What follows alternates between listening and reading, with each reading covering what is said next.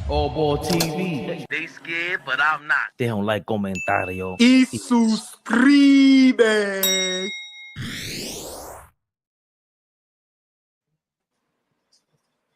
Yeah. Come on, man. You know who that is. AllBall suckers.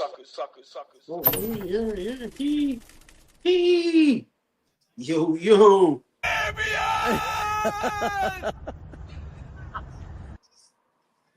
Damn, I was really laughing in that thing. AllBall. Got the Knicks Rehab up. I don't know if we want to jump on that first. We're going to have to jump in that first.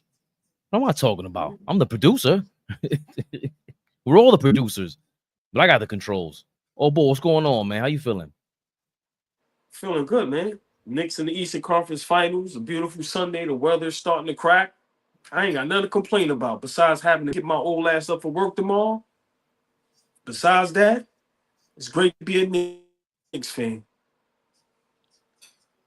We going crazy. What up, y'all? Monkey Wrench in the building. Listen, man. Listen, the Knicks took over the world in less than 24 hours. Us clinching the Eastern Conference final spot set the world on fire. I'm letting y'all know now. When we win the championship, get y'all lawyers, put them on retainer. Tell your wives, your girlfriends, your kids, you will be going to jail for a couple of days because we are going to burn the city down. I'm telling you right now. Look what we're doing for the Eastern Conference Finals. The finals, I witnessed it. Get a lawyer on retainer and tell the wife and children, your mama, whoever that loves you, that cares for you, hey, Mom, I'm going to be away for about 3-4 days. Tell your supervisor, your boss, because we are going to, listen, man, it is insane downtown. It's insane. And I'm scared for my life. I'm just being honest with you. I'm afraid. I seen it with my own eyes. I'm walking to the train going, what? And these are our people. Nick, I'm going, nah. So, listen, I love it.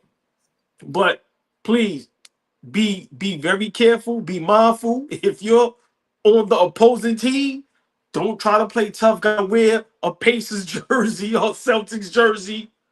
When we're in the finals, don't try to wear an OKC or Minnesota jersey. Do not play tough guy. We are throwing garbage at you. We pushing you in front of cars. It is out of control. And I can't do nothing about it. Sorry. We were just talking offline about like people complaining about Trae Young's comments. Trae Young said the OKC fans, a lot of the New York Knicks fans, and I'm flabbergasted. I'm like, who cares? We make an enemy out of anybody. We make an enemy out of a ball player. So what makes you think you could rock a Halliburton jersey on 7th Avenue after we just beat the defending champions? What the hell were you thinking? And I'm not condoning that because I think that's where we got to draw the line as fans. Like we got to chill out. Because if you've been to Shea Stadium in its prime with a Yankees versus Mets, bananas. I don't know what you had a Brave jersey on, you were wilding. Phillies jersey on, you do not do that. I would never go to Philadelphia. Why are you walking down New York City with a Tyrese Halliburton jersey on or a Trae Young jersey on? You kind of asking for it. But AllBall. We say that, right? And it's funny. Certain people out of nowhere are rocking New York Knicks jerseys in 2025. You see the thumbnail. It's bandwagon energy out here. I ain't mad. I'm just noticing. Lenny Kravitz, where the hell did you come from? Why are you on a basketball court during the playoff game? Give those tickets away. Nobody wants anything to do with you. And then this guy right here, AllBall, Gilbert Arenas himself, the anti-Nova Knicks guy, him? What's he talking about with our team, man? Moving very well for New York. The city on fire. Them motherfuckers ain't slept since they won game one. Long-time Knicks fan, Gilbert Arena. No. I'm not. Listen, everybody asked me, they're like, them wasn't even Timbs. And I said, I'm level 1. You don't get the Tim boots. Level 1, you just get the Europe and the color, the hat. You don't get this say SMD. I don't get to use that yet. I don't even get the Black Air Forces right now. I haven't leveled up to that yet. I'm still on my trial run, free. He's still on his trial, young. His trial run. Who gave him a trial? Who gave him a trial run? Whoa, we live. Big Flea. The biggest show. Excuse my tardiness, man. Sorry. Excuse my tardiness. Just to let you know, I was talking about you behind your back. Yeah, I'm just letting you know. Good to see you, man. Good to see you. Oh, I'm sorry. I love the Masterpiece Silk, the Shaka look, the white Scully on them. Yeah, yeah. Make them say, oh, yeah. Silk the Shaka, top 5 worst rappers of all time. Yeah. No comment. Not comment on that. Philly, how you feeling tonight, man? I'm good, man. I'm good. Excuse my tardiness, man. Before we start, how was your Sunday? How the family, everybody doing? Yo, I'm gonna just tell you why I was late. You know, we always gotta have an excuse on why we late, right? I was in the park shooting with baby Flea just now. We was getting some shots up. Nice. We did a couple 17s. We ran, got some shots. I just wanted to see. Got to check the temperature, see if she really wanna do this or not. And that was some fun. So we spent the day at the park just shooting, doing a lot of different stuff. So I had fun with my daughter today. So that was cool. Nice. Happy Sunday for everybody. Big shout out, baby Flea. That's what's up. Yeah. Nice. Well, real quick, yes or no? Do you think she is serious? Right now, at the end of the workout, she was crying. So yes, she is serious. And that let me know everything I need to know. She was crying. She was frustrated. She wanted to, because when your legs are tired and you're trying to make shots, she don't understand that you got to, it's a mental thing now. It's not about your body. It's like now you got to, this is when you lock in, when you're tired. And so, when we walked off that court, she was wiping a lot of tears, but she can't wait to get back out there. And so that's nice. How I know. Nice. That's how I know she really is. If your mom, how old is she? She'll be 11 next month. Oh yeah, she got time. She got enough time. Beautiful. Oh, yeah. Hold on. It's love. As a father. Right. The beautiful, the lovely, the extravagant Tori B. Always a pleasure. Monkey Rich, what up? Big shout out Tori B in the building.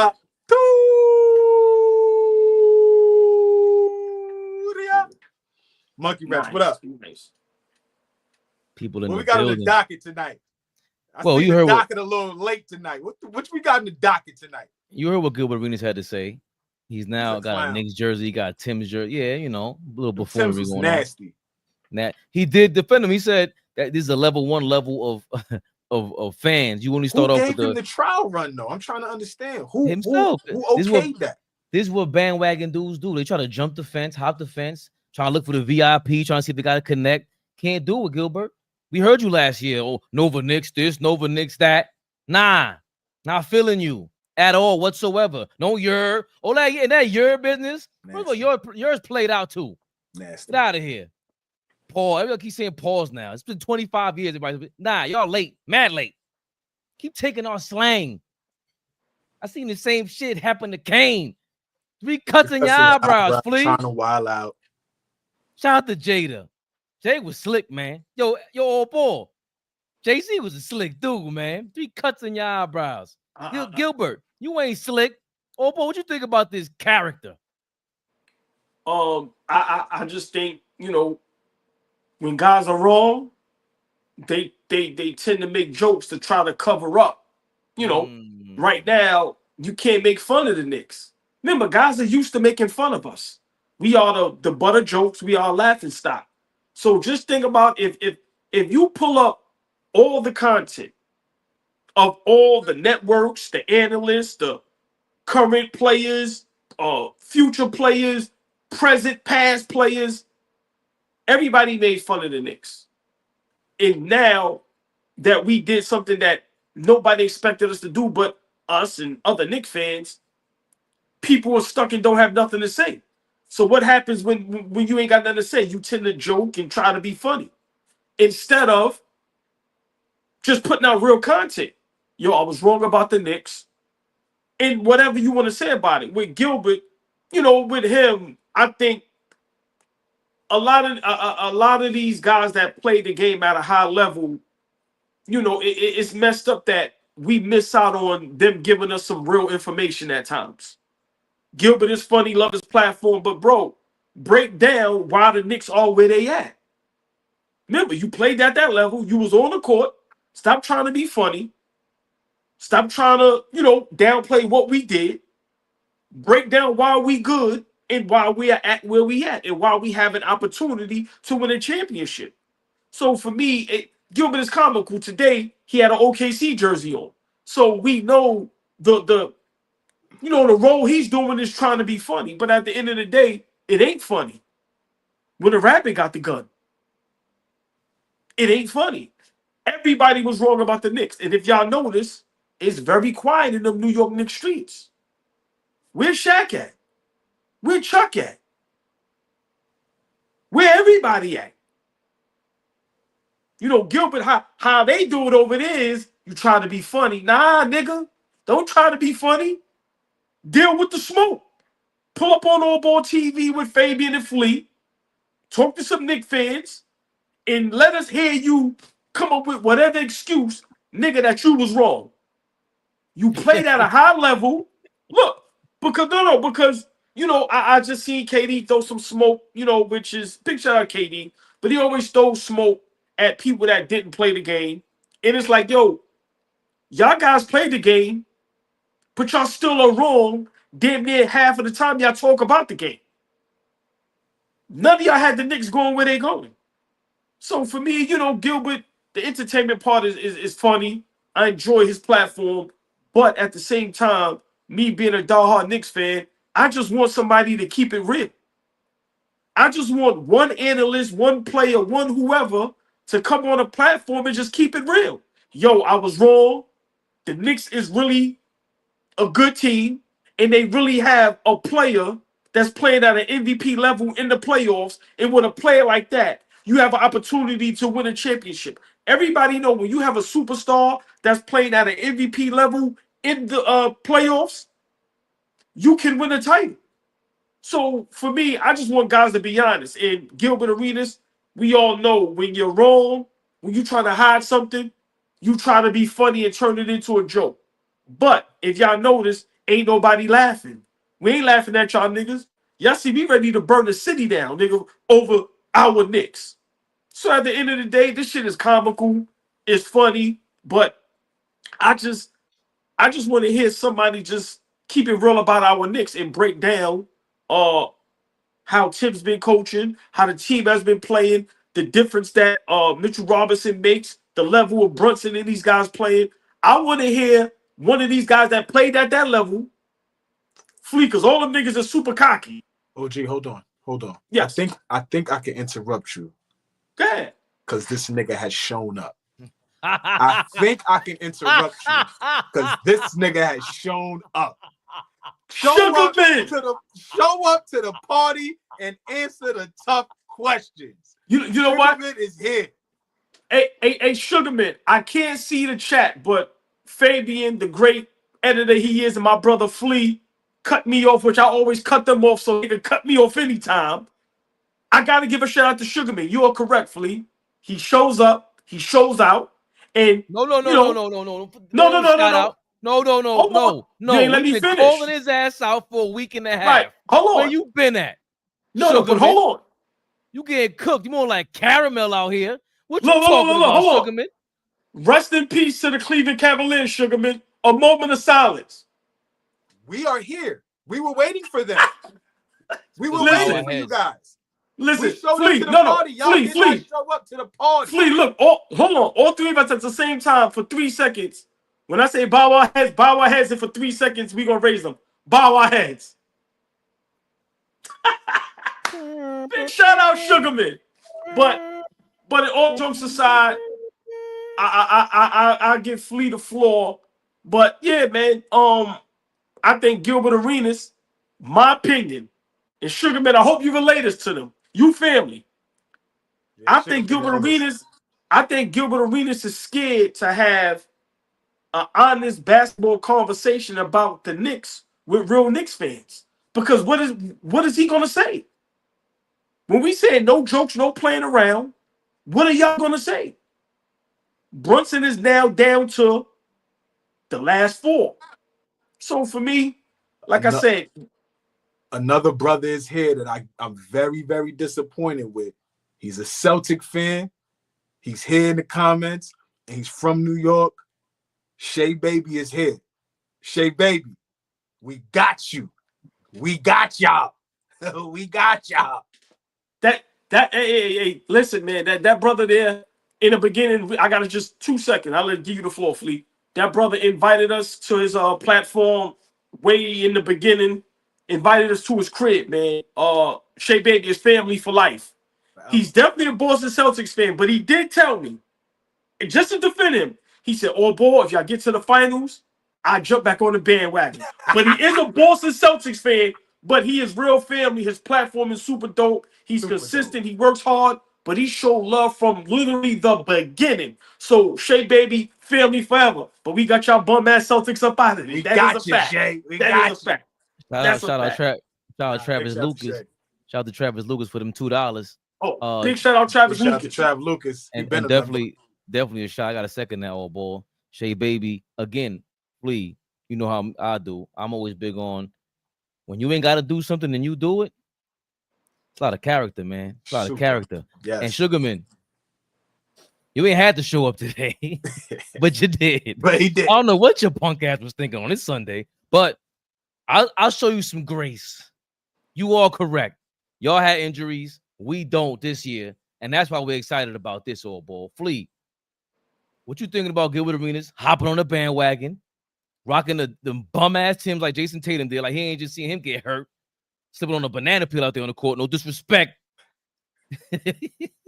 Gilbert Arenas, you rocking them disgusting ass Timbs. What you talking about right now? The Brunson jersey, and I like the Brunson the Knicks jerseys. I don't know if they killed or whatever. People don't like them, but I like them. They tough. Yeah, okay. We think about the bandwagon getting bigger with Gilbert, the LA dudes jumping on. I love it. I love it. I love it because it's funny. It's funny because we're gonna have the last laugh, right? We're gonna have the last laugh because that's what it looks like. Everybody, like OG said, he wants to cover it up as banter and humor, but at the end of the day, you know, you got to pay homage. You wearing a jersey right now that probably nobody else is going to wear when it's all said and done. Brunson is going to be the only guy that wears number 11 going forward as a New York Knick, the way this thing is shaking out. So, you know, I just think it's comical. People are trying to set themselves up to laugh at us if we do lose, right? If we get to the finals and lose. If we don't see, here's the thing. If we don't seal the deal now everybody is still gonna laugh. Like, this Knicks still didn't win a championship. But we doing this off of a team like we talked about, is brand new.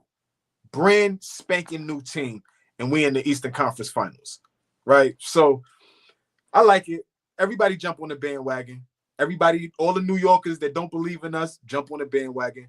All the celebrities, we seeing Celebrity Row now. It looks goofy out there. A lot of faces out there that shouldn't be out there. Busta Rhymes. When did Busta become a Knick fan? Get the fuck out, Busta. You kidding me? A lot of guys out there that's looking a little funny in the light. I don't know. I said Lenny Kravitz, with people in the comments saying, well, La Turia saying that Lenny Kravitz been at the games, and I'm like, I ain't never seen it. What was he doing? I never seen Lenny Kravitz on the camera on that Knicks court, man. Look, I like it. It gives more fuel to us. People are cheering for us, and so it's putting it's motivating for me. I like it. Gilbert's a clown, but we'll see. Okay, the other nigga done showed up. About time he showed up. Answer the tough questions. No strays. Answer the tough questions. Niggas had to admit it as a father. Yeah, hey, please, these niggas coming out from under a rock. Under a rock. They finally showing up. It's a Sunday evening. They like, Right. They trying to run with God's time. There were no he strays. said, as a father, I love it. He got Jason Tatum on life support on his avatar. Y'all are wild, man. Yo, big shout out to No Strays, man. Big shout out to No Strays. 1,000%. Sugarman, I ain't ignoring you. You right. You did say, think about this season. And you supposed to talk cash shit about your own team. I know Flea was big on, it's only one season. Let's check out next year because we need time with each other. Look at OKC, how they've been building. Minnesota's been building. Boston, it took years, right? I just think this comes with the territory. Like somebody mentioned Paul Pierce in the comments. You AP. Yeah, Paul Pierce, he knows he got to talk like this to be relevant. This is what happens when you're a super duper team. Like I was saying AllBall earlier, bro. We make villains out of everybody. Tyrese Halliburton. Who has a rivalry with Tyrese Halliburton? He got traded by Sacramento. They don't even have a rivalry with him. We do. Trae Young is a bum. It's funny. We make anything into comedy. Everybody keeps talking about LA is Hollywood. No, New York is the center of entertainment. We create everything. We made the whole hip hop is pop, everything, our style. Y'all take our swag, our words, our jargon, our style. Trae Young is taking our style. How you rolling dice like that? Where you get that from? You got it from us. You talking about? Why you rolling dice on the center court, bro? So I love everything about this. This man showed up with Tim's on. Like New York got his own thing. So I'm happy about it. It comes with the territory. But I do like what AllBall said. Bro, you wasn't talking like this last summer. You wasn't. We had a whole 2-hour segment on us talking about what you doing about the Nova Knicks. Nah, and you took that video down, chump. Yeah, that's why what's up? Come on the show. Holler at your man Sugarman. You know we popping. That's the problem. That we think we're popping before everybody. And nobody understands where it comes from. Because in New York, you got to go through the rigmarole. Your friends will hate on you. Yep. Your mama will hate on you. Your brother will hate on you. You'll hate on your brother. You'll hate on your family. That's what this thing is. When people hear us, they don't understand the pain. This shit is pain. And then when you make it, it's different. It's different. It just is. So for the Knicks and Brunson, to Sugarman's point, Indiana and the Knicks are the most healthiest teams, good teams in the East. And we made it to the conference finals. No excuses. And this is what excitement is. This is what I don't see y'all. I didn't see y'all with who was it in the conference? I didn't see y'all with Luka jersey last year, Minnesota Timberwolves jerseys last year. No, y'all gotta rock Knicks stuff. It's different over here, man. It's what we always say, Flea. This shit is contagious. Hold on, please, infectious. Please, expand. Hey, Flea, I love what he just said. Hold on, expand on that because I never thought of that. Big shout out Sugarman too, family. Big shout out everybody in the chat. Please hit that like button, share, like, subscribe. Please hit the like button. But Fabian, I want you to please expand on that. Last season, those teams that were in the finals, in the Eastern Conference Finals, nobody wasn't rocking their jerseys. That's a great point. Why do you think? Because they're corny. No, Jason Tatum is corny. The Celtics, I'm sorry. No, Jalen Brunson and what's his guy? Josh Hart. Y'all got the roommates. I don't even watch that shit. I think that's kind of corny. Their personalities aren't whatever, but they got bravado on the court where it matters. That's why when Flea always hated him, I said, yo, Jason Tatum, man, bro, you 6'10". You play like a finesse, 150-pound point. Like Jalen Brunson goes to work. He got the whole celebration. His celebration is crazy. That's what I'm saying. The shit on the court, there's a lot of style with that substance. Plenty of style with that substance. Josh Hart is bananas. Got his eye popped out. Still on the court bleeding. Our shit is dramatic. Boston ain't dramatic. I don't want to watch y'all. Let's be real. Like, come on. Bro, and it was, that's why I said I wasn't going to compare it to last year, Flea, but we forget about that 76ers Knicks series. The best series by far last season. By far. Everybody was watching. It's just, we got it. And Tibbs makes it more dramatic, that bastard. But, man, we started to come around. He started to come around to us. We bought in, and so was everybody else.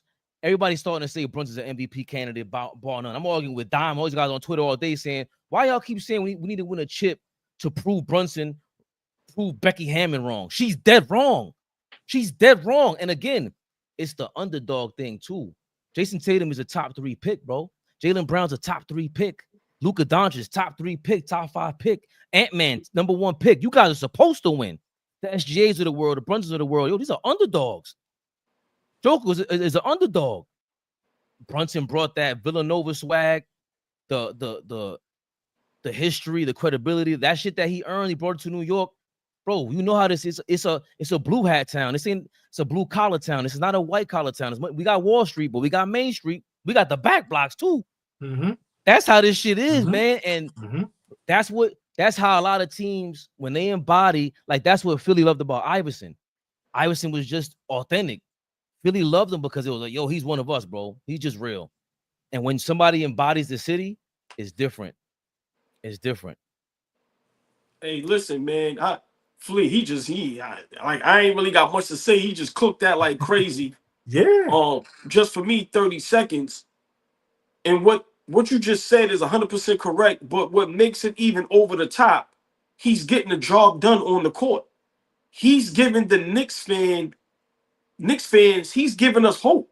Something that we didn't have probably since Melo days. Like, and then before that, how long ago?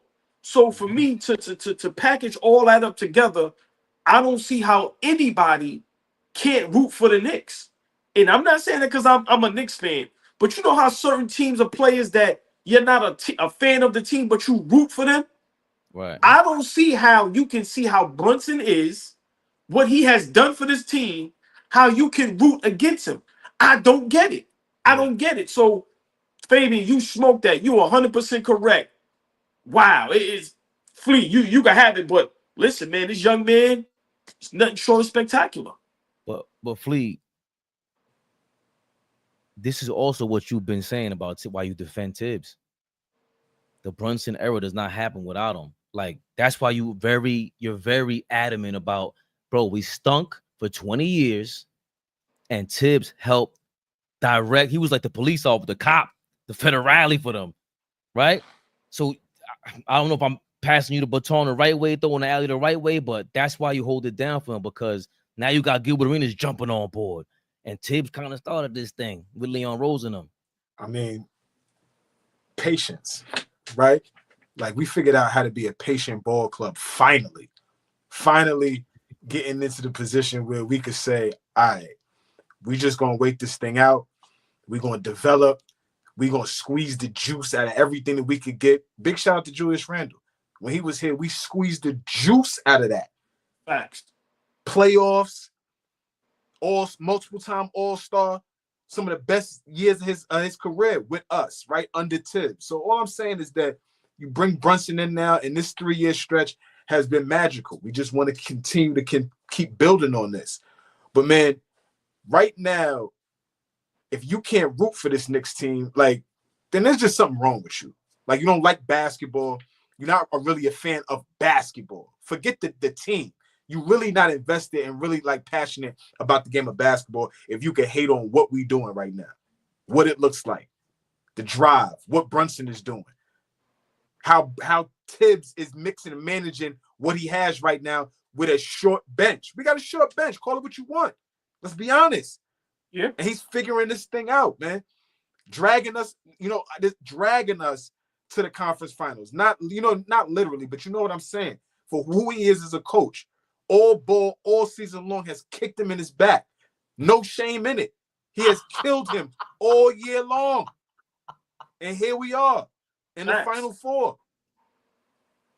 That's got to say something about, you don't think he heard that? You don't think OG ain't the only one out there that's been killing Tibbs all year. And all he's done is just, let me keep my head down and keep coaching this team. How can you be mad at this? Then you open your phone up. Here's the other thing. And Fabian smoked it, right? Because he's talking about the swag, music, all of that they copy on us as New York City people, right? You can hate it, but I love what I'm seeing in the city right now. They bugging the fuck out, and I love it. I can't wait. I will be there the first weekend of June, y'all, because we're gonna be in the finals. That's the first weekend of June. We're going to be in the finals. Yo, How can you not want to be a part of that energy, Gilbert Arenas? Of course you want to throw a jersey on and start glazing and riding and all of that type. Of course you want to be down. Look at the energy. These niggas is wilding. Hey, Fleet, real quick. Marbury, see, the guys go to the game, right? But then they get out of there, right? Ho. The beautiful, the lovely, the extravagant Darlene Bryant is in the building. We have the AllBall TV ladies in the building. Please, y'all know the drill. Say hi to the ladies and be respectful. Hey, Fleet, what up, baby? Did you see Kevin Garnett talk to Paul Pierce about what's going on in New York, and Paul Pierce was sounding a little shook? Right? No, hold on. Just stay with me real quick. Walk those streets. Steph, no. They can. They don't want to. Because they listen what I'm saying. Did you see Stephon Marbury in the middle of the crowd? Yeah. Gilbert, all these, they want to witness that, but they scared. And let me tell you why. All you got to do is be real with us. Remember, we don't mind you being real. Okay, you dissed us a month ago, but if you come on your platform and be honest, I ain't gonna lie, y'all are shit. I want to witness what's going on. Bro, we gonna show love. We gonna show love, but if y'all gonna continue like what Paul Pierce did, you just keep digging yourself in a deeper hole. Now you making excuses. So Flea, I'm sorry, I'm gonna let you cook, but these guys want to witness that, but they don't know how to just come out and say it. Because you ain't, what's going on? You'll never see that happen in no other city. There's no fan base like us, OG. Fabian, there's no fan base like us. The loyalty, they don't care. Yo, remember last KD, don't you regret not coming to the Knicks? Yes. How often, yo? This is crazy. They bugging the fuck, and I love it, man. Yo, Flea, because they dead serious. We are dead. It's not a joke. We dead serious. KD was dead wrong. These people thought that going to the Nets was you had KD and Kyrie and could not get popping. They don't get it. They don't understand New York. It's not cool. Remember what Son said. It's not cool to be with the Knicks. Are you dumb? Now we're the coolest. Are you dumb? No, hold on, Fleet. No, because we're gonna get this correct. Now we are the coolest. The coolest. You got niggas putting on our jerseys. You got niggas wanting to talk like us. Cat, you're from Jersey. You saw how hard you're trying to have that New York accent? You're from Jersey, nigga. Yo, you trying to talk like come on, man. Did you see the love Mitchell Robinson got in his trunk? Do you see when Precious Ochoa came out to the crowd? Outside, showing love to the fit. Bro, that's not happening nowhere else. And I guarantee y'all, everybody wants to feel that and witness that, but they don't know how to just come out and say it. Bro, we the greatest city and the greatest fans in the world. I don't care what nobody say. I seen Marbury in that crowd, and I'm going, that's what it's about. Spike Lee, as bad luck as his ass is, nobody's a more diehard Knicks fan than him. He walked in that shit. And then he drove the car in, and he's screaming F Boston. And once again, these guys is looking at that. They want to witness that, but they can't. They can't experience it because, once again, instead of coming on your platform and being honest and being real, you want to joke and play around. So continue to dig yourself a hole. But if you want to experience the real, be real. Rashad McCants, come fuck with the AllBall TV crew. Come fuck with us. You a fan? Rashad McCants gonna have to answer some questions. I'm gonna tell you that. I'm gonna tell you like this, Rashad. I seen the interviews. Listen, I'm sick of this shit, man. Niggas gassing us up crazy. You talking to me? We gonna talk about UNC, bro. Do not come on here thinking you avoid none of that shit. I seen them interviewing too. The Raymond felt they want to smoke with you. I want to get to the real. Theo Pinson want to put hands on him. Yo, they ready to up it. They ready to up it. They might have to go holler at them before they holler at us. Rashad, don't come holler at us. And he's been talking about the Knicks since the summertime, so I respect that. But nah, man, go handle your beef. Go handle that smoke. Yeah, you're right, AP. Kristaps Porzingis was mighty humble. Porzingis was like, yo, I'm really happy for those fans. That's what I'm really happy for. I had a great time over there. You know they're trying to trade your ass. I don't know what in the name of Magic Johnson is going on with you, Kristaps Porzingis. But this guy thinks he's slick. It's too late. Oh boy, the rumors is out on Twitter. I didn't make it up. It's too late. Oh gee. Actually, I did kind of make it up. The I made that up before anybody else, and they ran with it on Twitter. They going crazy on Twitter. But bro, we traded him. Oh boy, that's everybody 4 pick. Everybody traded him, but just real quick, for Fabian, can I ask you? Yes. I heard he asked to be traded. Is that true? From the Knicks, I think. His brother right, he wanted out, right? But he realized, remember, he's been to Dallas, been to DC. Not he's in Boston talking like that. Let's not. This is what I'm trying to tell you. It's not. But go ahead. He sees the writing on the wall. Like, oh yeah, all that talking about new ownership in Boston, and like, you know what I'm saying, new ownership in Boston. Hey, Flea, look at no strays. Look. Yeah, thank you. Yeah, he's gone. They had a conversation. Yo, you know why I love that, Flea? Because when we do that, people laugh at us when we be like, yo, get rid of everybody. Right. Now Boston is about to have a fire sale. Drew Holiday, Derek White.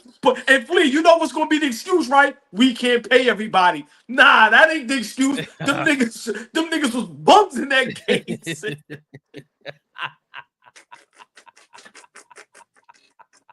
You think it's time for Al Horford to retire? You go home to your wife and kids, man. Go home. Y'all know what I love it. The other night. That Dominican violence, that was crazy. Dominican violence is classic. That shit is legendary. Legendary. Go fellas, home, bro. Listen, man. You mentioned it earlier, old boy. Father. What's going on? As a father, go home to your kids, man. As a father. As a father. That as a father shit is gonna go down. Super classic. You know what's funny about that, old boy? Your man was out here going like, nah, man, how's he gonna talk about LeBron as a father? But I said, Flea, I just stop him in his track, Flea. That shit is classic, bro. If I come to you as a father, shit funny. I don't care. Nah. As a father, it's funny as hell. The second he said it, I was in tears. Yo, we gotta put that on the shirt. Yo, that is too funny. If niggas, and I know our community understands that joke. That shit will go down there. As a father, is funny as hell, man. Oh, they got LeBron wanting to scrap. Hold on. Before we transition, Fabian, if you could, since we on a roll and we got 200 people in the building and we got our people engaging and laughing, if you could real quick, can you find? Did y'all see what Stephen A. Smith said about what Brunson said to him on the floor? Oh no! And what Cat said to him? Mm-hmm. Flea, you see? I didn't know if it was true or not. I didn't know if that was accurate. Like, I didn't know if that was. It looked like it came from a legit. It looked like it came from Stephen A. Unless somebody was BSing, but yeah, I didn't know if it was true, but I saw what he said. But if you've seen the body language from Brunson, Fabian, after Game 6, did you see when Brunson and Stephen A. Smith gave each other a 5? Right. Did you see how happy Stephen A. Smith was? And did you see Brunson, how just nonchalant he was? Yes. Word is, he told Stephen A., don't say nothing to me. And Cat told him, you picked Boston, bro. Before this series, you picked the wrong team. That's what the graphic said. Yeah, that's what the graphic said. So I don't know. I didn't know if it was true or not. So we can discuss that another day. Let us do our homework to make sure it's legit. But I seen that today. Yeah. Oh, it was in the post. Oh, if it was in the post, now. Hold on. I know that ain't right. What ain't right? Nigga threw it. Yeah. Come on in here, nigga. It's no. What the fuck is that? Somebody threw a nice little super chat in here. Oh. It's all yeah. That is fake. That's fake. Don't run. Don't run.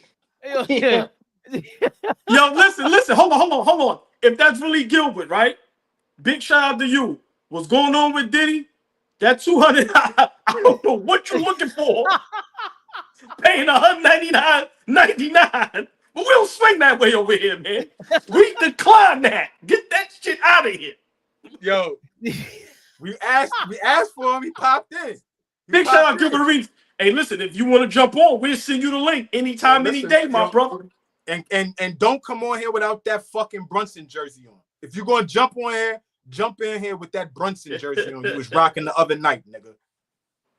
Should I throw it in the chat? Because I don't know how to send this to you, Gil. It was StreamYard. Nah, the year is hilarious. That's wild fun. Yo, nobody click the link unless you Gilbert Arenas, man. If it's No Chill Gil. In the building, No Chill Gil. See what's up. If you click the link and you ain't No Chill Gil, I'm kicking you out. I'm letting you know that right now. Because he put up 199. 99. What you talking about? Yo, oh boy, you talking about? I might flash a hairy nipple or two. Sugarman was pissed off. He said, "Oh, word, yo, Gil, pop on, yeah, pop on, nigga." He said, Gil said, as a father, you gonna take this 199 as a father, nigga. But we did say this earlier, old boy. You said the Final Four, NBA. Playoffs, Final Four. Minnesota Timberwolves versus the Oklahoma City Thunder. New York Knickerbockers versus the Indiana Pacers. And it's just convenient. 3 out of them 4 teams, they got Knicks players, former Knicks players from the Himalayas in the building. Got Julius Randle, Dante DiVincenzo out there in Minnesota. Yeah. I heart with OKC, and you see Cat, our people, they on. I don't know if Indiana got one of our bums or something like that over there because they got the good juju. Obi Toppin. The Knicks good luck out. Oh, that's right. Obi Toppin. Thank you, Flea. Come on, be on it. I got you. But you did say, oh boy, you were disgusted with the Oklahoma City Thunder's performance today. And I want to know why, because I missed the game. I was over here. No. You got to roll with the Denver Nuggets performance. Oh. Okay. So today, Game 7, Denver versus OKC. I said, you know what? I'm going to watch the game with my brother. Go downtown. We get some food. We watching the game. Let me just say this. Embarrassment. The Denver Nuggets today that was embarrassing. I'm going to just put it out there. Michael Porter Jr., bum juice. Kaka. Dude. Bum juice. I'm going to say it for a third time. Bum juice. The Joker. Hold on. I got some words for the Joker, too. Today, you just talked yourself out of MVP, which I don't think you would have got it anyway. And for me, what happened today, Joker name as far as GOAT center, top 5 center, we can never have that conversation again. You allowed Alex Caruso. Hold on, you laughing at me? Yeah. Yes. Oh, okay. Yeah, no. Yes. The Joker today. Overreaction. You allow Alex Caruso to shut you down. There's no way in the world that would have happened to Shaq, Hakeem. We go way back to Will, whoever. They wouldn't have did that to Rick Smits, Lonzo Mourning. The fact that the way the game is played today with these bigs, you allow Alex Caruso to actually guard you and change the dynamic of the game. For me, I know my brothers always laugh at me. I love it.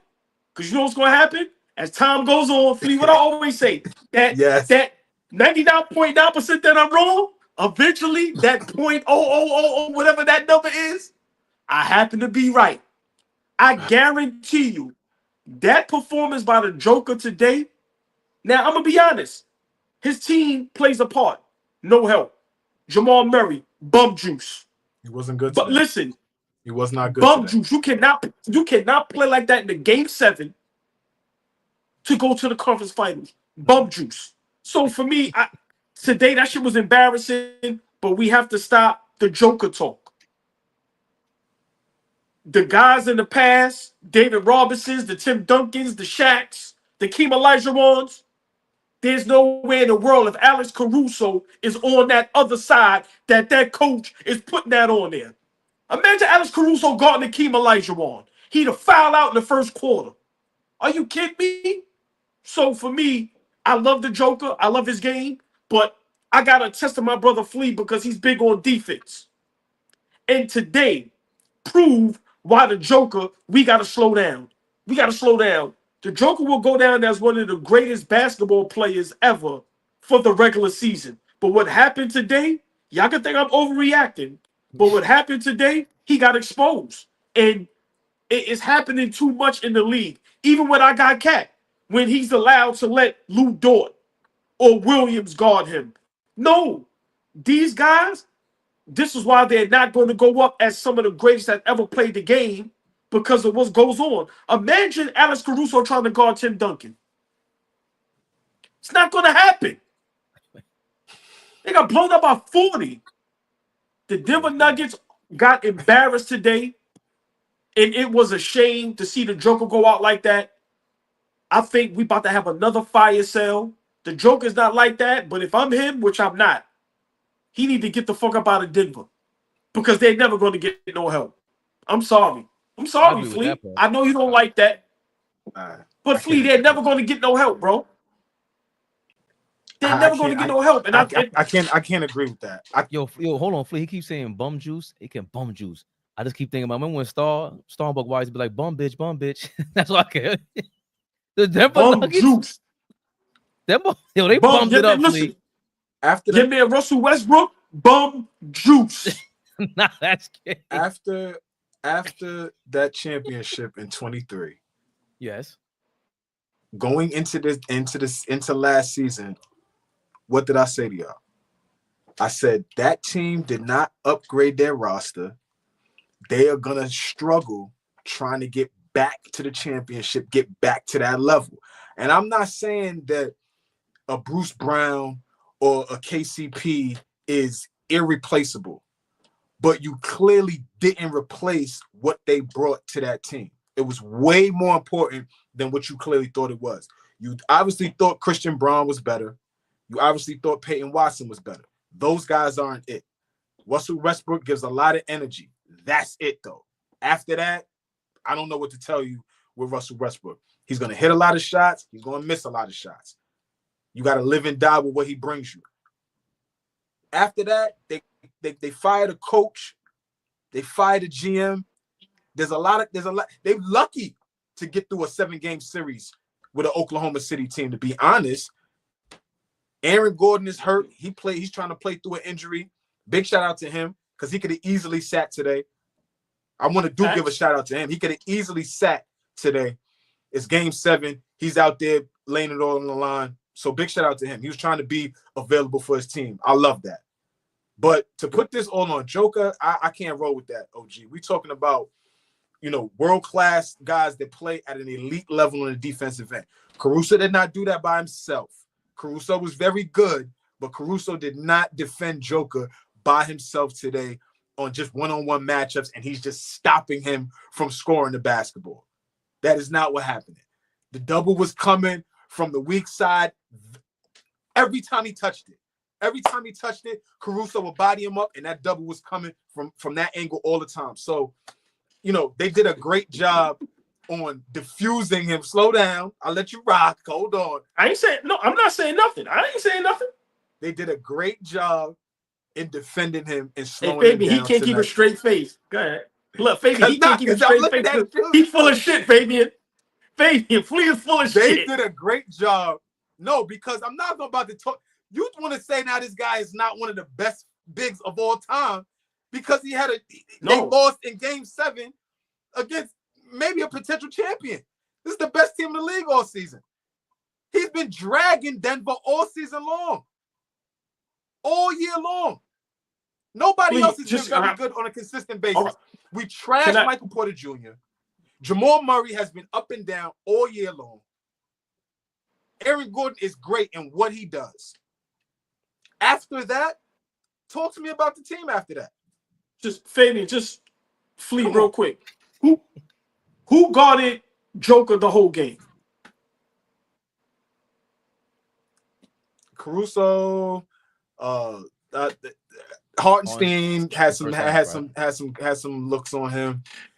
Holmgren got caught on him in a few different matchups. Like they threw a different couple looks at him today, but Caruso had the brunt of the assignment. I'm just saying, I'm not going to say he's not great, but you know, when I had people argue me that he's already top 5 greatest centers of all time. I've had people argue that he's a top 10 player of all time. And does he have the skill set? Yes. But today, just my opinion, you cannot allow that to happen if you're one of the greats. We've seen the greats go through that. Now to get Flea, I've never seen this is, and I understand what you're saying, but no coach would have had the balls to put Alex Caruso on any of the great centers that we know about. There were no Alex Carusos back then. What? I just don't feel like there was guards back then that could. There wasn't a guy like guys that could defend 1 through 4 back then. That wasn't a thing back then. But what I'm saying is, there's a lot of guys nowadays that can guard 1 through 4. There wasn't a lot of guys that could do that back then. They weren't going to put a smaller guy on Patrick Ewing or Anthony. They put Anthony Mason on Hakeem Olajuwon. You see what happens to Anthony Mason, right? Very few in between. There's not a lot of guys that you can name, undersized guys that's going to defend bigs, the bigs back in the day. We talking about the physical bigs back in the day? No. But I think that's the point. I think that's always been a knock on Joker. Look, FYI Sports, you've been trying to get our attention. The link is in there, bro. You like to be, and your service better be good. We come in with that bum ass microphone you did last time. Show some damn respect, because you in your damn studio setup and it's all good. You jump on our shit, you in your car. No, show us some respect. You want to defend Joker? So you're gonna say Joker's just flat out better than Hakeem? Fat Lever defended Hakeem in spot minutes. They dominated him. Who cares? Joker's biggest knock has always been, I don't know if he can play in any era. I don't know that. He's dominating this era. Cool. We give him that 3-time MVP. Should have maybe been 4. But Alex Caruso guarding you is bananas. That's bananas. You're supposed to get that matchup and dominate that. That's not an indictment on who he is as a player. Okay, Alex Caruso. No, it's not. He had a good game, and now we're about to say Joker ain't great because Caruso had a good night. Defensively. I'm not arguing. All balls point as usual. Your man is going bananas off a cliff, talking about he ain't whatever anymore. Now, I never had Joker as a top 3 center of all time, but top 10 was always like, okay, we seeing that now. People who say he's top 10 player of all time is mad disrespectful, because the only guys who make top 10 that don't play defense is who? Maybe Shaq, maybe Magic. So I can understand that argument from a sense. But Shaq and Magic played in just a tougher era. Their positions were tougher. That's it. Y'all can keep arguing all this other shit all you want to. We've seen reasons why we believe certain players LeBron could dominate any era. Certain players could just do that. Joker, we've seen his type, the finesse type, bro. The Dwight Howard, Anthony Davis, and who was the other backup for the Lakers when they won the championship? And they beat JaVale McGee. And after that, nobody could fucking touch him. No, and after that, all he did was get better, and nobody could do nothing with him after that. No, for the last 5 years, nobody has figured out how to defend this guy. Alex Caruso has a good night, and now Joker ain't shit. No, we're not doing it. I'm not going that far, because he's still an MVP of the league. He's still the best player in the game. Like that's the part to me that we can't confuse that. You ain't got to play defense to be the best player in the game. This clearly, but that's been the knock on him, man. You get physical enough, you got the right physical guys, but this is surprising to me. For Caruso to get in your head like this, and I think it is his teammates. I don't like how people saying all of a sudden that, Michael Porter Jr. is getting way too much money to be that. Jamal Murray is always inconsistent. This is the thing. I was going back and forth. Shout out to Andy Roth on Twitter. I'll be going back and forth with him. He was saying you put Hakeem on this Denver Nuggets team, and I don't know. They'll smoke OKC. It's like you can't say that. Jamal Murray's gonna help you do that. MPJ is gonna do that. If they're not showing up, what can you do about that? Dream smoked niggas back to back with Kenny Smith as his point guard. Bro, he had Kenny Smith, Sam Cassell, and Mad Max, bro. They like, come on, man. He had a carousel of point guards. Good Sam Cassell, players. Good players. Good players. Good Cassell, players. He had a good team. How many all-stars between all three of them guys that you named? Now this is what I'm saying with you, Flea. Now we move into gotta go to the award show. How good? I'm gauging how good these guys were. It's three guys you named them like they was fucking multiple time all-stars. They were good guards. But they complimented Hakeem's game. That's how they got to back-to-back. How the fuck is Joker gonna win if everybody's trash? Russell Westbrook, Russell Westbrook hasn't been relevant in years, and he lifted that man up. So it ain't about that. But hold on, y'all. You know, to me, that's a whole nother conversation. For one, is Joker great? Yes. All I'm saying is today, for me, I'm stopping the GOAT conversation, and I'm not saying the greatest ever, but I've had. No, but Flea, hold on. You know we exaggerate everything, but I'm saying I've had conversations with people that when the Joker wins his MVPs and he has a 60-point triple-double, I've had real conversations with people that I know were serious that tells me Joker's the greatest center they've ever seen. He's this, he's that, he's this. And I'm going, okay, cool. But now when I see today, you allow Alex Caruso to defend you, whether Alex Caruso had a great game or not, for him to be allowed to defend you is disrespectful. And I know for a fact, if we go down a line of great centers that people say the Joker is better than a Kareem, a Hakeem, a Shaq, a Tim Duncan, a David Robinson, the list can go on and on and on. It's nowhere in the world Alex Caruso can guard them guys in any era. And for me, that's where the conversation about the Joker for me today stops. I've made posts about the Joker. I say, yo, man, his numbers is the greatest you will ever see in a regular season. But what I see today, I'm not arguing with nobody about the Joker no more when it comes to him being greater. You'll have guys, who would you rather have on your team, Shaq or Joker? 99.9% of people all of a sudden is going to pick the Joker. But you heard what Shaq said if he played against the Joker, Salvanian chicken. I'm so wherever he's from, excuse me, no disrespect to his country. I mean, that may be true. That may be very true.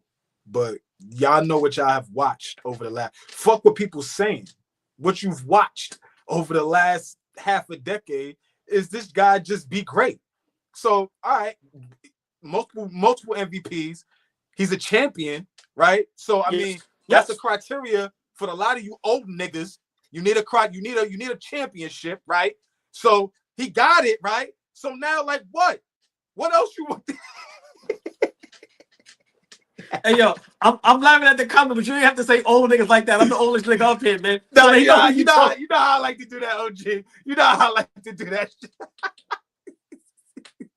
Salvation, what's that? Where that at? You said, where's that at? Hold on. I think we got a guy in the building. Yeah. Yo, your mic better be good, bro. Big pause. Don't be coming in with that bullshit. Lamar, what's going on, FYF? What up, man? Oh, you sound good today. I appreciate you show us some damn respect on our platform. I like that. Hey, so hold on. See, I think what the only problem is, and salute to y'all too, man. I mean, I know y'all up right now because the Knicks, y'all riding high. So, I can't say much. I can't talk too much trash. But here's the problem. See, it's recency bias is what hurts us. It's because we get so far removed from the failures of Hakeem and the failures of Patrick Ewing that we forget the small moments like this. Because Hakeem and Ewing both had moments like this in their playoff struggles. There was a time, it's just so far back, and as the film is so limited, they was throwing double teams at Hakeem with Muggsy Bogues, and it was giving them problems in 1993. But I mean, it was times like we just forget though. And that's the problem. We just forget. So it was regular season games where they were sending Muggsy Bogues to double Hakeem and it was giving them fits. Hold on, FYF, just real quick. Big shout out to you, man. I appreciate you, man. Yeah, big shout out Who to was FYF. the primary defender on Akeem and Pat that you're talking about? Because remember, Muggsy is the double team coming. Caruso isn't the double team coming to Joker. He's the primary defender. The problem is you comparing how they could defend in the era where there's a legal defense versus an era now where teams can send the whole house. They send in zone looks. They send in the whole house. Jokic doesn't have there's no coach in his right mind that's going to ever say, Caruso, go out there and guard Jokic. What coach in this today? Did not. Did you watch the game? Hold on. They did it today. I saw triple teams. I saw double teams. I saw zones. That's a lie. What you mean? Double teams when he got into the paint. It's called triangle 2 all night. If you look at what they was doing, it was triangle and 2 all night. I don't know what you was watching, but I don't know what coach in his right mind would say, Caruso, go defend Jokic by yourself. We gonna play passing lanes. I just need. Jokic would have scored 75 if that was the case. Easily. But see, y'all over-exaggerate. Y'all over-exaggerate the few times where he might have got a strip or a stop, and you forget about all the help, all the presence of others, the physicality. If we really think about it, they was allowing OKC to get away with a ton of physicality that they wasn't allowing on the other side. And so it's a whole bunch of factors that went into it. But the number one factor was just what Flea said.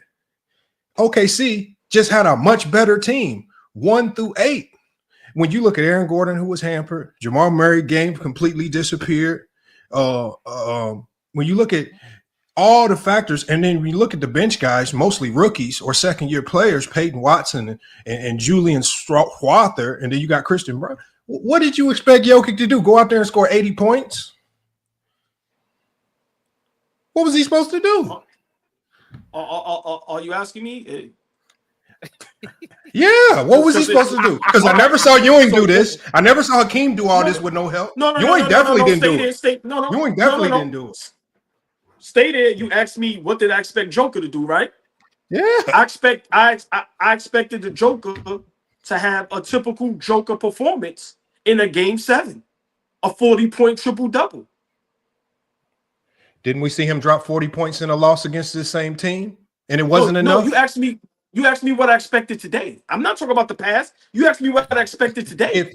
Okay, so when they just lost, that I think it was game 3. I can't remember which game it was. When he dropped 44 points and they lost, you was probably having the same sentiments. You weren't coming out saying, man, I'm glad he went out with 40. That was a great loss by Jokic. You was probably still coming with the same, oh, he's a choker. He could have did more. It don't matter what Jokic's stat line would have been. Win or look, if he would have won, that's the only way he gets your praise. I totally disagree. I've made posts numerous saying how great the Joker is. All I'm saying is the conversations that I've had about the Joker in the past, where people literally tell me he's the greatest center they've ever seen and that they will pick him over numerous guys. And I'm saying, for me, the performance I seen today, where he allowed Caruso to defend him. Now, I agree, he was being doubled and triple team, but most of that was, like I said, that was coming a little later when he was driving to the basket. They were allowed to be physical. I agree with that. I was telling my brother, yo, OKC gets away with murder. But all I'm saying is what I seen from the Joker today was unacceptable, and there's no way in the world a Shaq, a Duncan, a David Robinson, or a Key. There's no way in the world Alex Caruso would even attempt to defend them. It wouldn't have happened. It wasn't one-on-one defense. I mean, if it was one-on-one defense, I give it to you. I just didn't see that. And I just don't know any coach with a brain that would deploy Caruso by himself to go defend Jokic. And that's not what I saw. But I think people can tell that tale because a lot of people don't go back and really watch the film. And it's going to be a tall tale you can tell to people to push your case. But there is no way, especially with Ewing.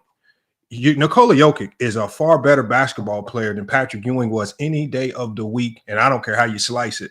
Patrick Ewing had far more choke jobs. He had far more moments of letdowns. There's nothing when you talk about failures, Ewing had a multitude of failures on both ends of the court, right, that you could really tear down. I mean, I give you Hakeem, but Hakeem, with all the first-round exits and all the disappointments and all the choke jobs and allowing guys like Muggsy Bogues to give him problems in the first round, and everybody's allowed to lose.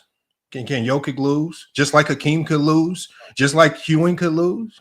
1,000,000%, Lamar. But for me, this is when you kind of like, you think you're being slick, and I already got to deal with AllBall being slick all the time. So you can't do this to me, right? Can't in 1 minute say Patrick Ewing. You gotta believe we know Patrick Ewing's shortcomings. We know it, but those shortcomings came along with people, the giants, the people that there's no way you can even compare the depth to the center when you could play center back then. You can't even really play center today. And when anything that looked like a center was up against Joker, the Lakers got 3 of them. And what happened to them? They marginalized them. So that's what was going on a nightly basis with Patrick Ewing. We talking about what's wasn't? Dog. They had Rick Smits, Mark Eaton. These guys weren't even. Hold on. Okay. So now, hold on. Wait. Okay, watch this. Hold on. Wait. Before you even reply, because Flea's over here being disgusted. When was the best era of centers of all time? Let me ask you this: why did Ewing struggle so much against Luke Longley? Against Luke Longley? Struggle against. Why would what? Don't tell that lie. Ewing did struggle against Luke Longley. What is struggle? Struggle is low efficiency. That means he had some of his worst efficiency playoffs against Luke Longley. Why did he struggle against Bill Cartwright? A guy that looked like he had bad knees and bad elbows. Hold on. Real quick, Lamar. Hold on. What's so funny? These are not superstars. These are not superstars. Hold on. This is my problem with all this. That's not what happened. Why did he struggle against Bill Wennington? But here's my problem with all this. Right? These ain't superstars. Yo, Flea. This is my problem with all this. What the hell you think Joker would have done back then? Y'all be killing me with this. I love Joker. I give him all the props in the world. But you're talking about in an era with illegal defense, Jokic probably be the GOAT. Illegal defense? Yo, bro, they would demoralize him, bro. Who? This is not the Joker. He wouldn't be. How? Who would stop him? Because his game isn't designed for that era. This is the part where y'all love to flip-flop this thing. It's illegal defense. Of course, because the game was about. No, it ain't just one-on-one. That's what illegal defense is. Right, but it's designed for a center to dominate the game in that way. Not Joker's way, where it's all finesse. That's not just one-on-one, bro. You can't said just Jokic's finesse? What is Joker? What is finesse about Jokic's game? Everything. What are you talking about? He's a finesse big man. What are we talking about right now? If Flea, this is why I made my point. You see, so now I'm not crazy. Like I told you, it's guys that really think the Joker is one of the GOATs. Hold on. Carl Anthony Towns is finesse. 1,000,000%. That's finesse. No. Jokic is not finesse. Carl Anthony Towns is finesse. It's finesse. You're right, but Joker's also more skilled than Carl Anthony Towns. Oh, no. He's not as more talented. He's more skilled and he uses it. And that just because you finesse don't mean you're not nice. But just because you skilled don't mean you finesse. Nobody said that. But my just because Jokic is skilled don't mean he finesse. Correct. He's a bruiser. Hold on. So if we're saying that if you're saying Joker is not finesse, you're gonna label him a physical big. Okay, so does that mean Ewing is finesse with all the fadeaways? No. Hold on. Does that mean Hakeem is finesse? Was it Hakeem is finesse with all the up and unders and no avoiding contact? We can't answer questions with questions. We got to stop doing that shit. I asked you a question. If we're not going to label him a finesse big, are we labeling this guy a physical big? Is what I'm asking. Yes, Jokic is a physical big. Yes. Everything that he does, when you look at how he backs guys down, I've watched him back guys down from the three-point line, right? Use the physicality to carve out space, draw doubles, kick it at shooters, or score himself. His game is predicated on contact and playing off that contact. When you look at guys like Ewing was a fadeaway master. He took the jump shots. He faded away. He avoided the contact. When you look at Hakeem, the up and unders, the dream shake, it was beautiful to watch, but it was finesse. Some of the best bigs, even David Robinson, guys like that with the up and unders, they were finesse. So again, don't confuse high skill with finesse. But Jokic is skill mixed with a slow, methodical, bruise you up type of game. This brother just said 3 of the best bigs of all time were finesse bigs. Hold on. Okay. Wait. I'll accept that. I'll accept. How was the dream shake physical? Exactly. Listen. That is not the only move he had. Is what I'm saying. What else did he have? This is crazy to me. Give me a physical move that he has. Give me a physical move that Hakeem has. That's not finesse. When you put your right shoulder in a guy and go over your left, right? Go left shoulder, right? However you do it, you got to create space to do that. That's being physical. Getting in the lane to get that shot is not finesse. And how is Jokic not physical? Hold on, you asked me a question. Putting somebody in the rim is not finesse. Getting the ball back to your basket and just having footwork. Footwork don't mean you finesse. Footwork just means I'm skilled and I'm better than you. I mean, I don't. What are we talking about right now? So hold on. He just said putting your shoulder in his chest and scoring is physical. How does Jokic score in the post? But this is what I'm saying. I'm not of the mindset the Joker is a finesse big. I just wanted to see what you labeled him. If it's not physical, what are we labeling Joker? No, I know, I know that Hakeem and Ewing are physical bigs. What I'm saying is, if you are going to use, if you're gonna say that Jokic is a finesse big, and we clearly see that he's physical, then that means all of the bigs in the '90s got to be finesse as well. This is when you keep telling on yourself, because who are they doing these moves on? Who is guarding them?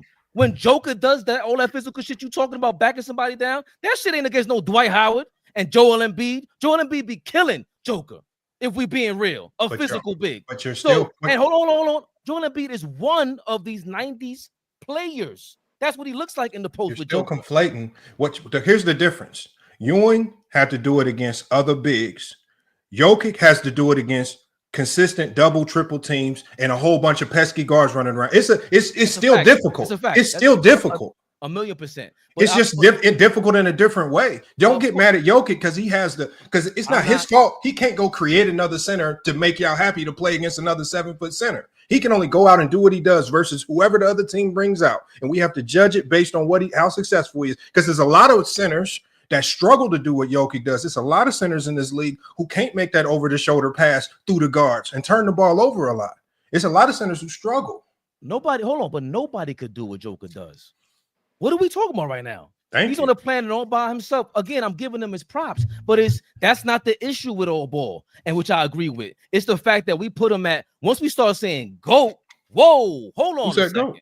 Now, this is where, hold on, Steve Lamont. This is what you'll be doing. You flowing here in your little spaceship. Better microphone today. I appreciate that. But that's what you're defending. You defended whether this guy's the GOAT or not. Top 10 all time. And we telling you, bro, in order to be in that list, the Shaqs and Magics of the world, yeah, they flamed out. Listen, Shaq got the most sweeps of all time out of the top 10 players. I'm with you.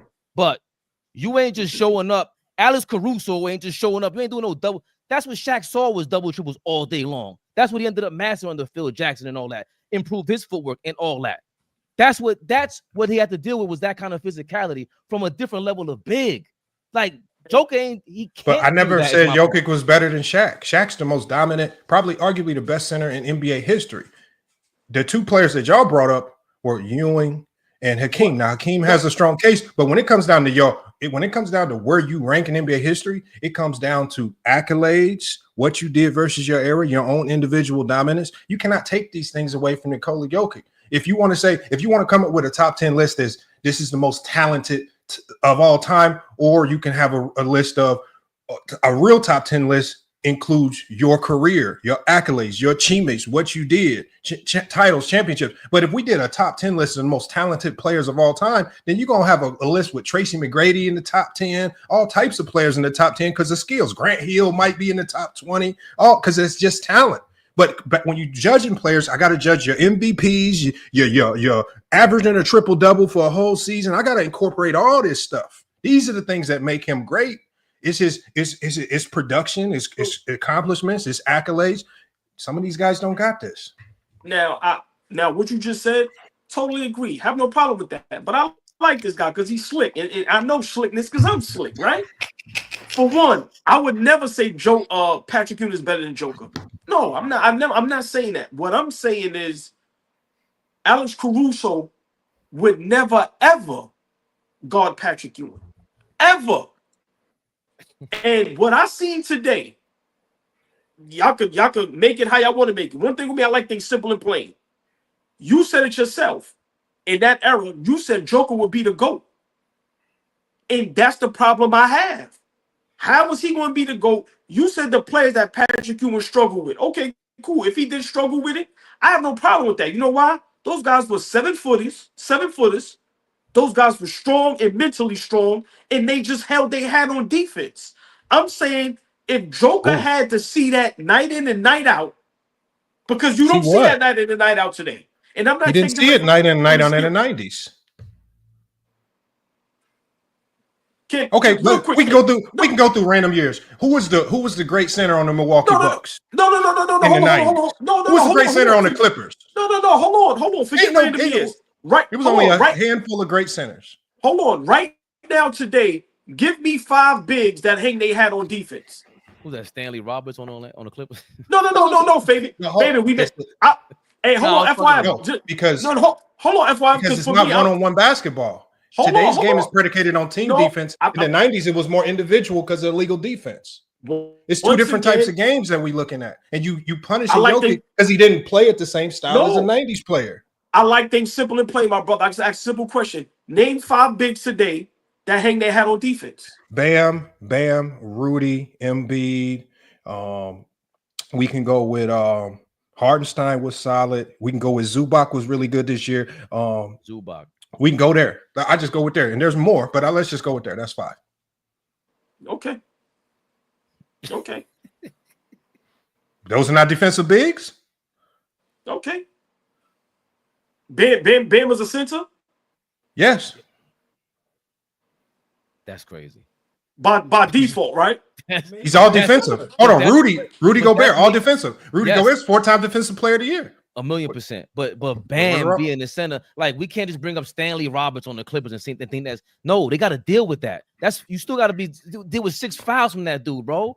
That's a different. No, these guys are hacking you. Also, that's a different level of physicality. See, again, that's not true. Yes, because you have an agenda with this new era and thinking that the skills, hezzy is everything. All of a sudden, it's like, bro, no, I don't. Back in the day. That's all I hear is about skills and hezzy, and this era, this evolution, everything got better. The Martians came out of nowhere and made basketball improve to another different level we've never seen before in the history of life. This is all I hear about. There was plenty of good bigs back in the day.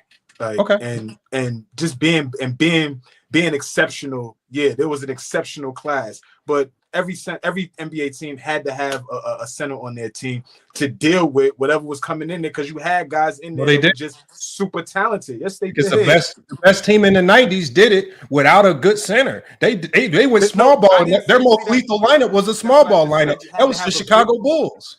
The Chicago Bulls was the most lethal team in the 90s, and their best lineup ever was a small ball lineup. They created small ball and dominated every big in the 90s with it. 1,000,000%, but that would be the anomaly, correct? That ain't no anomaly. It worked because you know who also made it work? The Golden State Warriors when they first got Webber, and Webber left the Warriors because he didn't want to go with this small ball notion that Don Nelson was pushing, but they had a dominant team. Webber wanted out because it was working. Lamont, we can't take a word and try to replace the definition. They got smoked in the hold on, Fleet. By Charles Barkley and them. Yeah, they got smoked. That was Chris Webber rookie year. They only had 1 year together. Correct. And you brought that up as an example as why small ball was dominant or this piece of whatever in the 90s. Because nobody was willing to try it. And the teams that tried it had success. Yes, because the league was changing, the athletes were coming into the building, but it was still centers in the league, bro. So we can't just point to the Bulls, who are the anomaly. They're the only consistent top tier team in the 90s because they had it worked. No.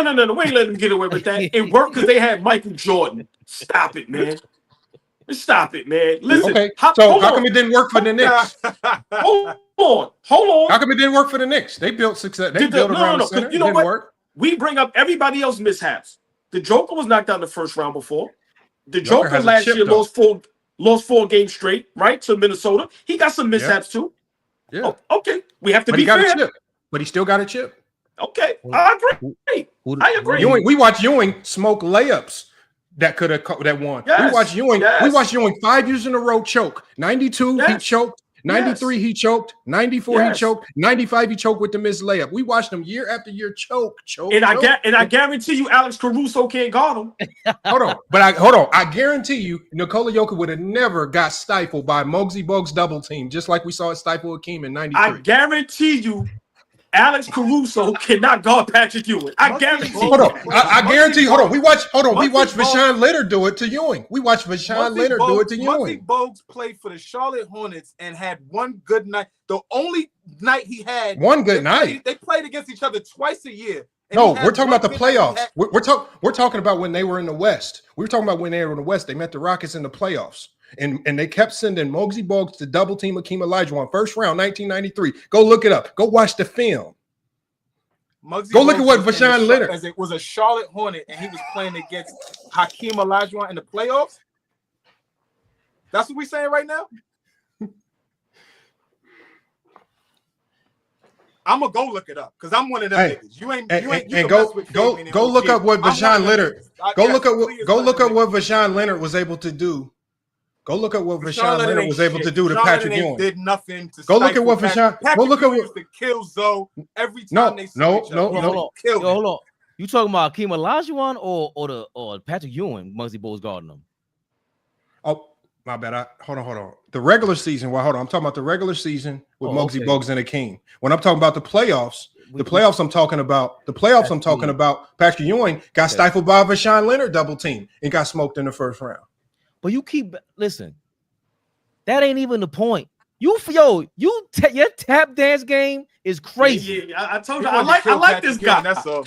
Y'all just don't think I know history. Y'all just count on people to not remember. I remember. Listen, I watched. We know who stepped in the name of love. Lamar steps in the name of hate. And your dancing slippers, wicked, my brother. I respect it. You came on AllBall TV.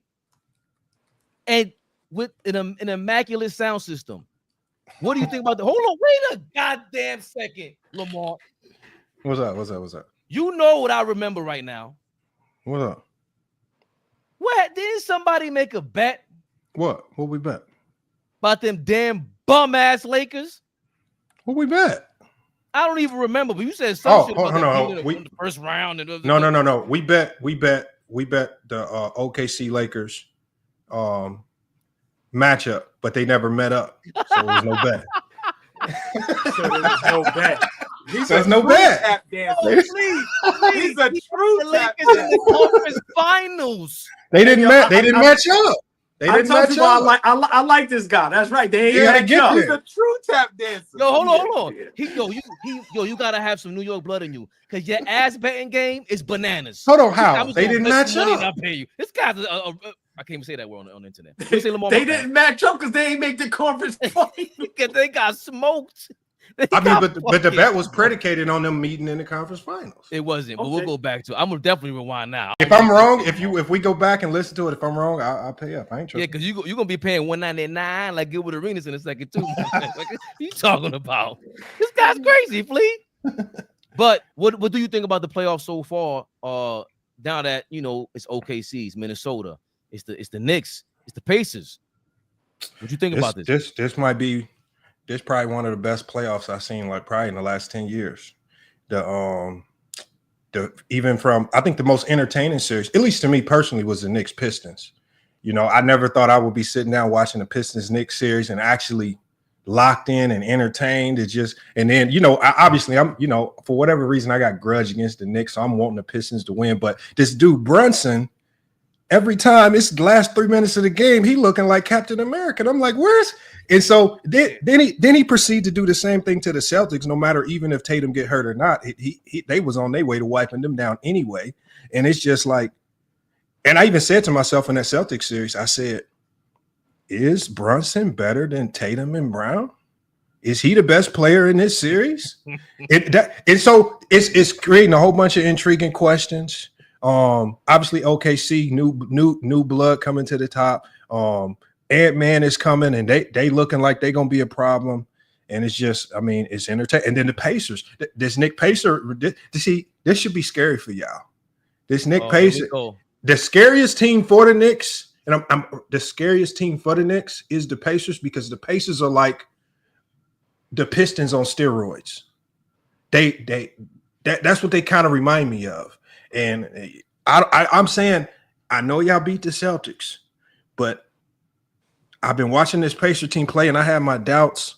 It's not going to be as easy as it might look on paper. it's not going to be as easy. I would worry about the Pacers.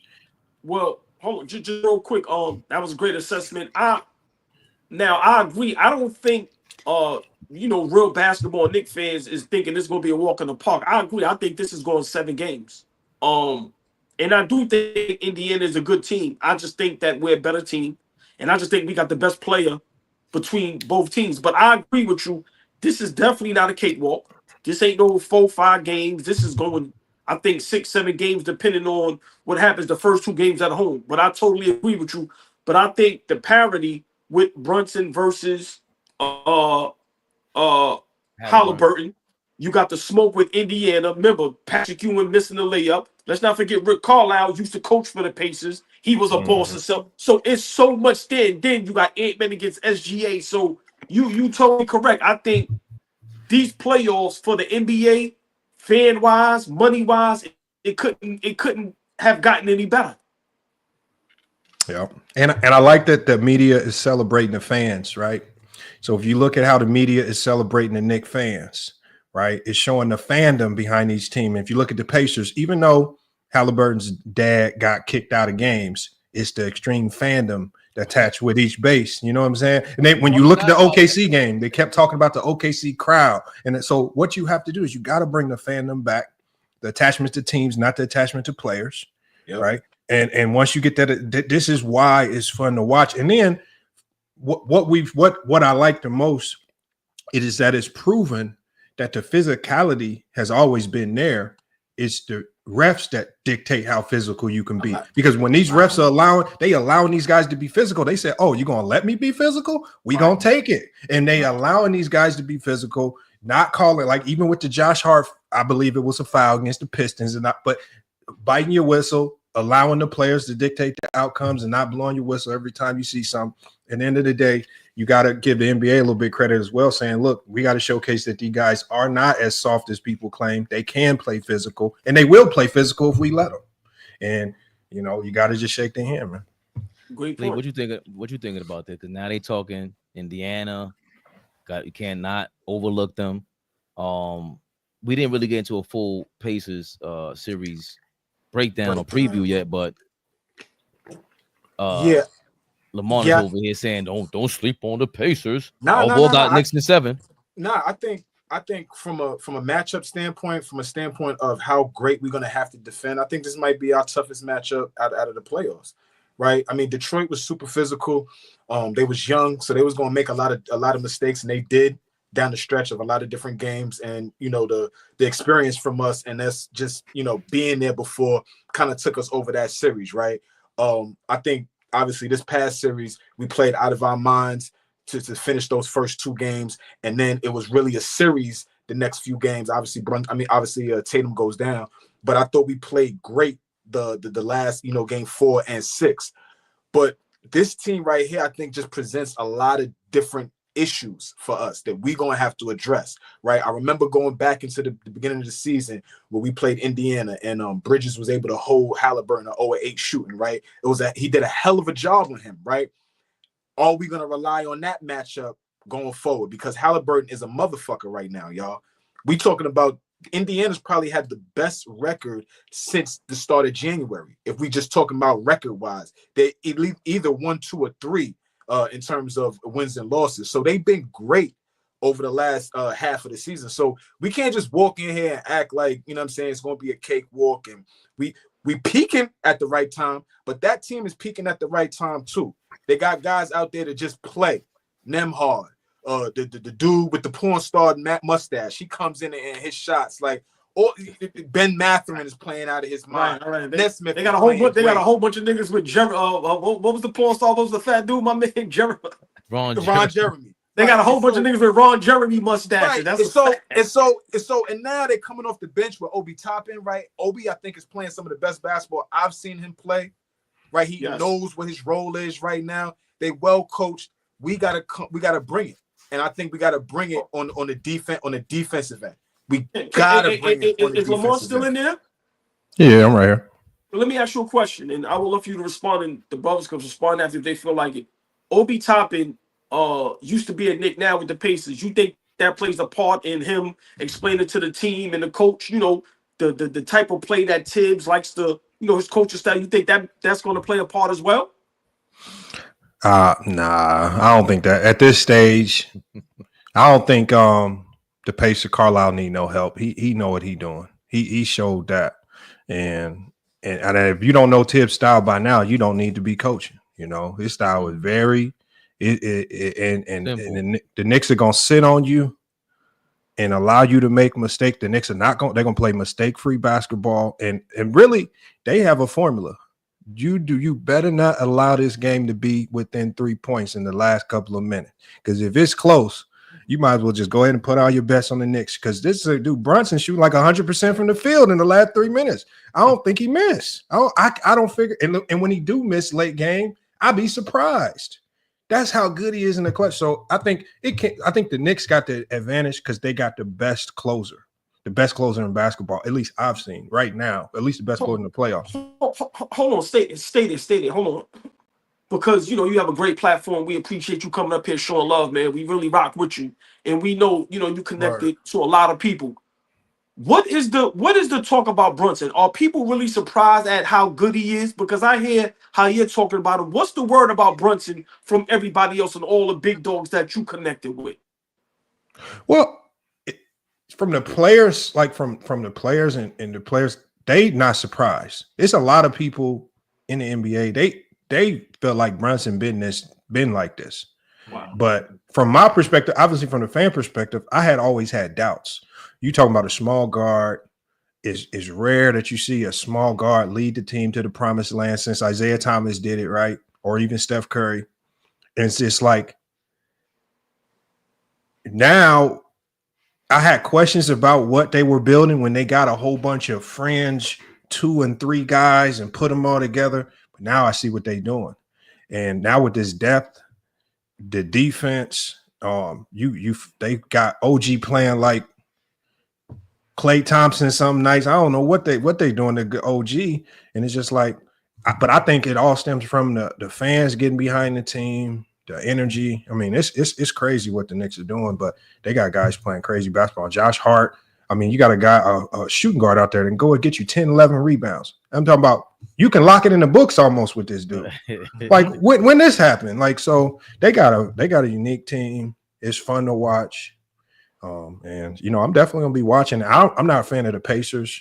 But even though I'm from Indiana, which is crazy, but I'm gonna be. That's gonna probably be more entertaining than the OKC Minnesota series. The Knicks series gonna be the most entertaining by far. Yes, OKC's boring as hell to watch. Yes. They are boring. Yes, they're boring. It's a tough watch. It's a tough watch. But Minnesota plays them tough. They got a classic game this year where Ant-Man was locking down SGA on the last 2 possessions. Ant-Man had a closing block in that game. Minnesota is bro, they play some of the most boneheaded basketball I've seen. Yes. I'm talking about, man, they could look good, but you know, and there's been a couple teams this playoff, man, that surprised me. I called the Boston Celtics. I called them the Chino Hills of the NBA. With the, you know, they just out here playing like Lonzo Ball and them in high school. They wasn't really trying to do nothing. So, but you know, I like what I'm seeing though. It's good basketball. I think this Pacers thing is just gonna be scary because Halliburton is somebody from rookie season. I said, I don't know why he went 10. This is crazy to me. He just tries to make everybody better on every single possession. Yes, he's light in the ass. Yes, you could get him out of the paint. Yes, you could body him and all that. But I just see him always getting the ball ahead. I never liked De'Aaron Fox over him as far as you know, building a team around him, because this guy's just trying to make you better. They don't have a lot of those in the league, really. And the fact that, to me, he surpassed De'Aaron Fox, John Morant, and these dudes. He's in the conversation with Brunson and Cade Cunningham and everybody. Like, he's not really supposed to be that. So he was hurt. He tore his groin damn near off his bone or whatever it was a year and a half ago in November. He was an MVP candidate. Everybody forgets this. When he first got to the Pacers, he was amazing. They have a great system around them. This is Rick Carlisle's 4th or 5th iteration of a different team, get to the conference finals again.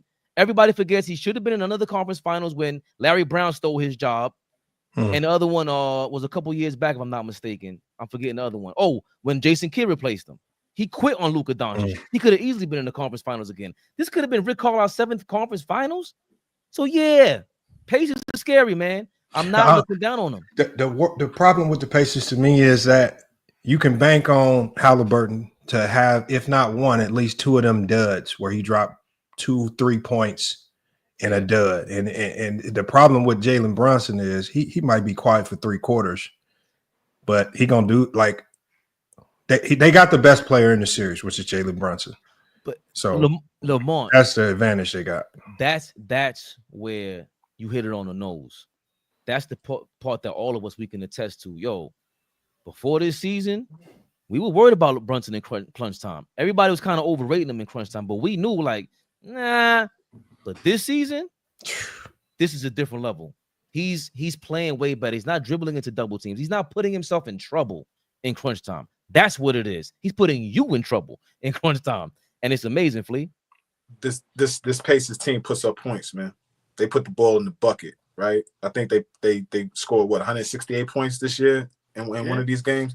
So these niggas, they score the basketball. So all I'm saying, and they don't change the way they play. The same way they was playing in the regular season is the same way they playing in the playoffs. Obviously, you need the possessions drop, but they still like to get up and down. They still like to create pace, right? So now, what are we gonna do? Are we gonna be able to play defense against somebody like that that's looking to push the basketball every time they touch it?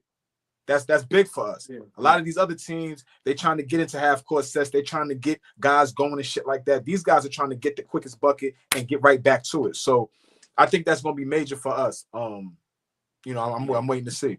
Also, fellas, AllBall, the way the Pacers pass the ball, this is kind of like hot potato.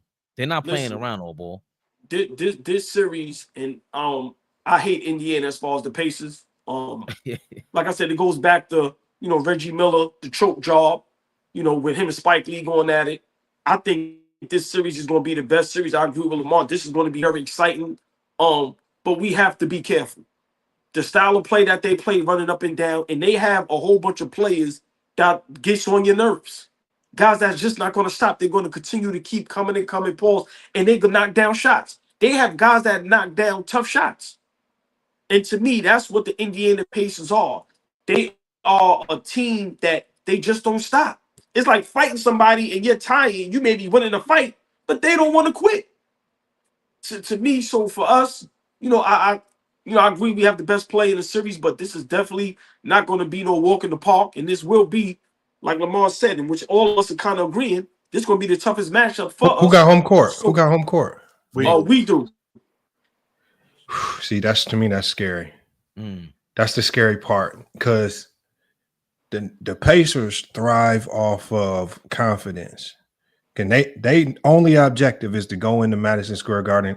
I feel like if you let them get one in Madison Square Garden, you fighting a downhill battle against. They fight well when they ahead. They're not a team that can fight if they down 2-0. I don't think they stand a chance. But if they get ahead and you give them confidence, man, oh man, I think it's rough. I totally agree. I think we have to win, and everybody know me, I'm a panicker. I panics. I think we have to win the first 2 games at home, because I totally agree. We don't play great at home. We play better on the road. But like he said, Indiana is a team that if we're not careful, they can sneak one and win at home. I think we have to go up 2-0 for us to solidify this thing. We cannot play no games. We have to take care of home base.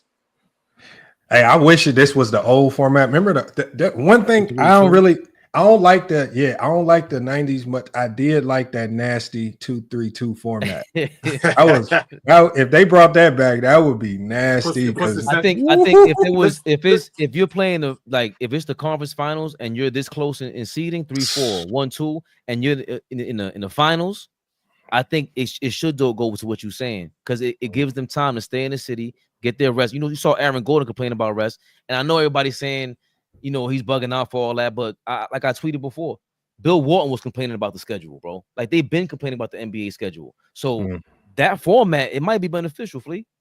Real quick, if I'm not mistaken, if you could pull it up too, Fabian.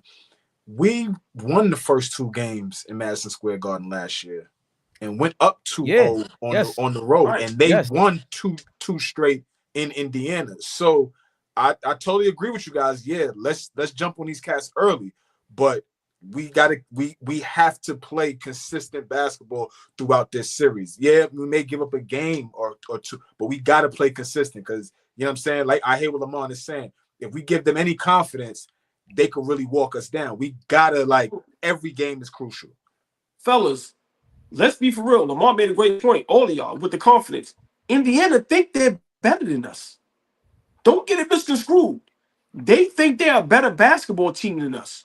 So we have to be careful. That's why I say I think it's very important we win these 2 games at home, because now we'll be able to sneak one in Indiana. But if we go back 1-1, I think that's going to be a problem. We have to take care of home base. But here's why I disagree with y'all. Because the X factor has to be the Mad Lion, no impasta.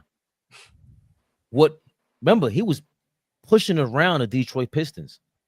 That last game against the Celtics, it was him that showed up early. They had a players only meeting after they got blown out in Boston. That guy, you know how much I criticized him. But when he does well, I give him his props, man. Same thing with Tibbs. If Cat shows up, it's a wrap. They don't have a Karl Anthony Towns. They don't have somebody else to go for 30, 40 at any given time in the series. They don't have that. Like Lamar just said, 2 points from Halliburton, that's going to be discussed. I don't care what Nimhard does. It happens. It happens. Yes. It happens a lot too. It does. And it seems to happen every time I pick him on my FanDuel lineup too, man. Every time that's when it happens. That's the game I can almost guarantee you he's gonna step, man. But I think we'll pick him a couple times this series, bro. Please. Cat's 30 is different than Nemhard's 30. Cat's 30, he should be getting you in foul trouble, especially the way he played the Celtics. Because now all I ever talked about Lamar was, yo, go talk to the ref like that. Aggressive, assertive. That's a foul. Call that. Tell him what to do. Your game should be telling people how to play defense. No, you got to play me like this. Yo, ref, you got to ref me like this.